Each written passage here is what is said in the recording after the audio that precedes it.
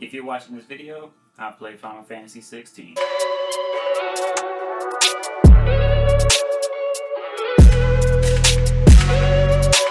up everybody, welcome back to the channel. In today's review, we're going to be unpacking Final Fantasy 16. Before we get started, be sure to hit that like, subscribe button so you don't miss out on upcoming reviews. Without further ado, let's jump into it. Final Fantasy 16 came out in 2023 for the PS5 and the PC. First, we're going to get into the gameplay. The gameplay for this feels more like a Devil May Cry combat. You just focus on just your one character, even though you have multiple party members in your group. The NPCs control them. You just focus on your main character. In Final Fantasy 16, pulling off combos and your special abilities are easy to do.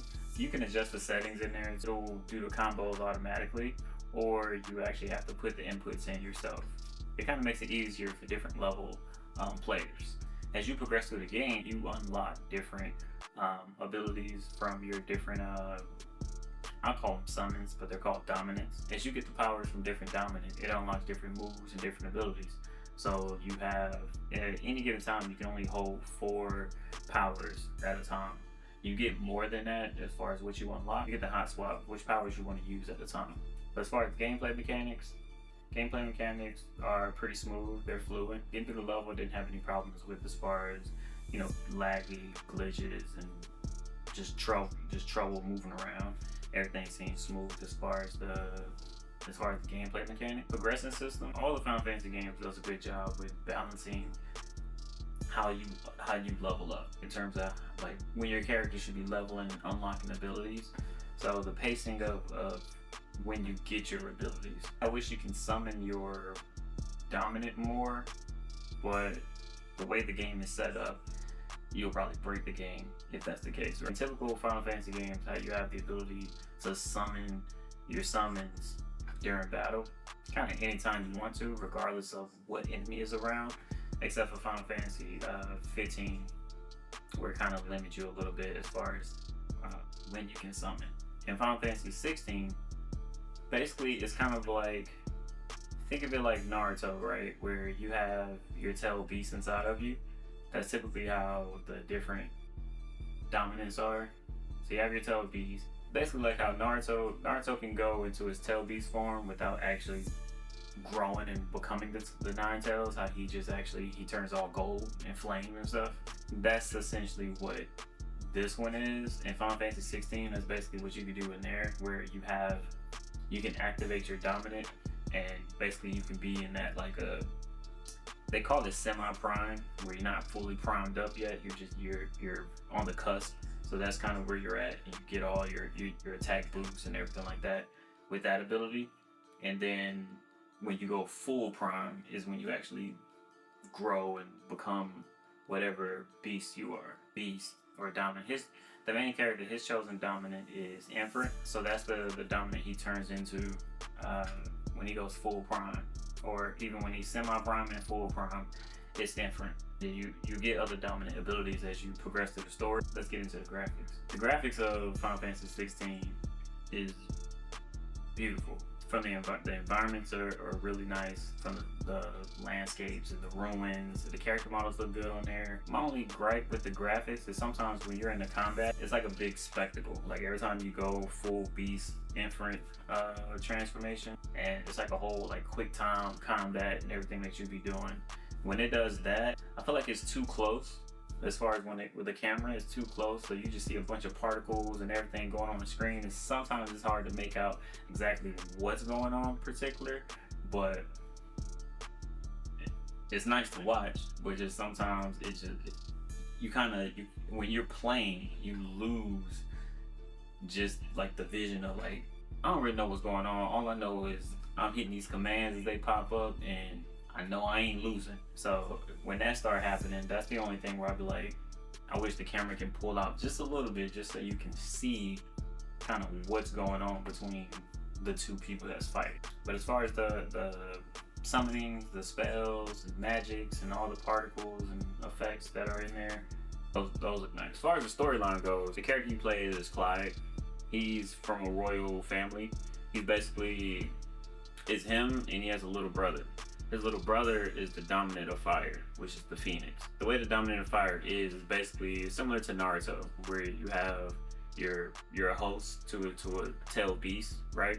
Some of them are kind of randomly chosen, then some of them are actually, in Naruto's sense, the beast was put in some of the kids, right? And here it's kind of at random, like the planet just chooses this the person that was born with the gift of the dominant. But there can only be one dominant per element to a degree. So there's one dominant of ice, which is Shiva, one dominant of earth, which is the Titan, Bahamut, Ifrit, all of them, right? So there's only one dominant of fire. At least that was the legend. There was one dominant of fire, that's what everybody believed, and that was the Phoenix, which was Clyde's younger brother. So because he was the younger brother, their father was basically, he was the king of his kingdom and everything like that, and obviously his mom was the queen, or Clive's mother was the queen. So Clive basically, because his younger brother was the chosen one, technically, he basically served as one of his personal bodyguards. So his job was to protect the younger brother. Each country has a dominant, right? So the countries are fighting for territory, and they're on the battlefield fighting, and then kind of like their trump card is, hey, let's call out the dominant that we have, and then that dominant will come out and try to turn the tides of the battle. And they usually pit up like my dominant versus your dominant, and we'll see what happens. Which I thought that was kind of cool. It all kind of started out one night where Clyde and his kingdom, his castle, and everybody was kind of asleep. It was like middle of the night. There was an invasion on the castle because they was trying to kill the dominant of fire. Clyde was basically gonna protect everybody, evacuate the women and children out of the castle. He left his brother with his dad, basically like, hey, y'all get on the horse, y'all ride out, and I'll meet up with y'all later. Before his little brother and his dad was able to leave the castle, they was ambushed. The dad was killed in front of the little brother, and his little brother named Joshua. The dad was killed in front of Joshua, and Joshua basically, he snapped and released his dominant of fire, which was the Phoenix. Once the Phoenix was released, it just started wrecking shop on everything. Clyde pretty much came, and he was trying to, kind of talk Joshua down, like, hey, like, calm down, this, that, and the third. But nothing was working. That night dude was basically giving him the business. Because Clyde felt like he couldn't protect Joshua, he kind of snapped of his own, and he released his dominant, which he didn't know he had. It was kind of like, his dominant was kind of dormant, I guess. And that was Ifrit. And it kind of goes against everything of legend, so to speak, because it's supposed to only be one dominant per element, and now there's two fire dominants. So when Clyde released his Ifrit dominant, it's almost like Banner and Hulk, right? It's almost, he had no control over Ifrit, but then at the same time, he didn't. It's like his memory is everything past him transforming into Ifrit. He has no recollection of that, right? It's like two completely different minds. So when he went into Ifrit mode, he was just straight rage, and he just was attacking the Phoenix, because it's almost like, you the biggest thing out here, so this is what I'm fighting. This is what my anger and rage is pointed towards. So he started fighting the Phoenix, and they was going back and forth, a whole cinematic battle. Ifrit ends up killing Joshua, killing the Phoenix. And then when that happens, when everything ties down, he ends up calming down and coming back, transforming back to Clyde. And the castle's kind of burned and just destroyed. The whole village is just gone. His mother, ooh, I ain't like his mother. His mother was something else. But his mother basically, it was almost like the movie Gladiator with Russell Crowe. His mother sold Clyde into slavery. Like, almost just like, get him out of here. Like, just sold him into slavery. And that's how he basically got that tattoo on his cheek. So like, all slaves get branded. That's the mark of basically a slave. So as a slave, you're like a peasant now, right? So you basically go out on missions and things like that for, it's almost like a mercenary, but a mercenary with no respect, right? Like, nobody respects you because you're a slave. So is like one of those. But Clive, because he's not really a born slave, he was a bodyguard, so his skill set is, you know, way better than a typical slave, right? So he rises up the ranks of slavery basically and become like a decent bodyguard, right? I guess like a high tier slave. They go on missions to capture or to kill other dominants. They try to kill them before they can turn. Cause once they turn, obviously they can't fight the dominant. What's driving Clive is basically he's like, I wanna find out who killed my brother. Like, he know it was the dominant of fire, or it was another dominant of fire. So his drive, and this is all like at the beginning of the game. So like the first, you know, 15-20 minutes of the game, like that's his purpose. He's going on these missions to kill other dominants. So he wants to find, in that pursuit of killing other dominants, he's trying to find the dominant of fire, the one that killed his brother, so he can get revenge for killing Joshua. The things start taking a turn in the story when it was him and two other dudes. They were just some regular slaves. They went on a mission to capture the dominant of Ice, which is Shiva. When they ended up coming across Shiva, Clive realized that Shiva was his like childhood friend. He was hesitant because the other two dudes was like, hey, kill her or whatever, like go ahead and kill her. She didn't turn into, you know, Shiva. It was just like, go ahead and kill her, like, you know, at this moment. And he was like, yeah, I ain't gonna do that, right? And then so he ends up turning on them, and they end up fighting. More enemies come and start getting a little hectic. And then Sid pulls up. Sid, anybody who play other Final Fantasy games, there's like a Sid in every Final Fantasy.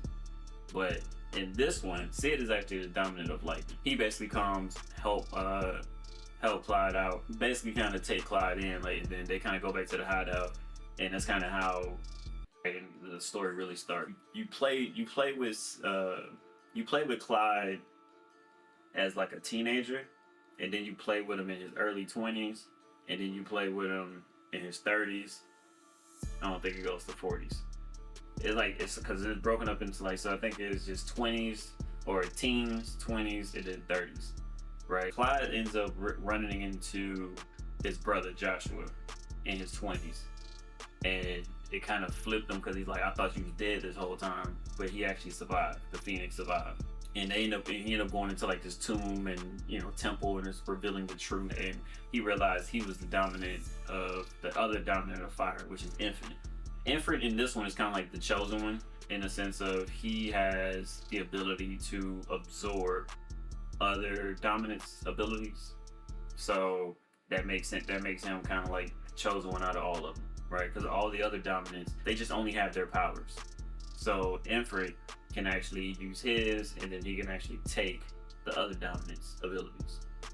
So the main villain of the game, which is Ultima, he basically wants Infinite as a host. So like, I could take his body, then, you know, he'll be complete and all that, kind of wreak havoc on the world. Ultima wanted Infinite as his host. He wanted Clyde. At this point in the story, once he figured out all that, and, you know, you realize that Ultima was trying to take me as a host. You are trying to destroy like the mother crystals. Each kingdom had a crystal. There's a fire one, earth one, ice one, lightning one. There's big crystals, and that's where these kingdoms are built on. And that's supposed to, it's almost like Final Fantasy VII, how it has like the Mako kind of is the life stream of the planet. The mother stream, the mother crystals are essentially the same thing. So when the mother crystals are destroyed, it almost nullifies the magic of the planet. As long as they still exist, it is slowly like sapping. It's really killing the planet. The kings of their country, they didn't really care. They were just like, as long as I got the power, I don't really care what happens to the land. So Clyde was basically like, yeah, now we finna destroy all these crystals. That was the point of the story. You just go and, you know, you attack each of these crystals, and Sid dies, and he gives Clyde his abilities. Like, before he died, he passed this on. Clyde basically takes on the name of Sid as like an alias. So everybody thinks Clyde is dead and Sid lives on. Once you destroy all the crystals, you end up confronting Ultima, and then Ultima, that was a dope battle. once you defeated Ultima, it was a sense of like, it was almost like a sacrifice where Clyde was like, okay, I defeated Ultima. I basically had to sacrifice myself to do it. So Clyde ended up dying at the end. But it's kind of weird for Square Enix to be killing off the main character like that. Like, they've done it in this one, and they've done it in Final Fantasy 15, because Noctis died. In Final Fantasy 10, Tidus, he was dead at the beginning. He was never alive anyway. He was just, he was made up to begin with, so he don't really count. But as far as the hero, the main character dying at the end of the game, so far this Final Fantasy 16 and 15, the last two, Square Enix has been killing off the main character. Personally, I kind of like Clyde because he gives me a Henry Cavill Witcher vibe, with like the way he talks is kind of grungy. Like I said, he ends up dying at the end of the story. So now it brings us up to our final decision, whether it's gonna be trash, day one, or discount. I would say it's a day one. It's pretty good. I enjoyed it. I like the new implementations that they have into it. It was kind of a fresh spin to the Final Fantasy franchise. But so yeah, it ain't trash. And it's enough content in there to justify it being a day one. That's it for this video. Be sure to like, subscribe, hit that notification bell so you don't miss out. Until next time.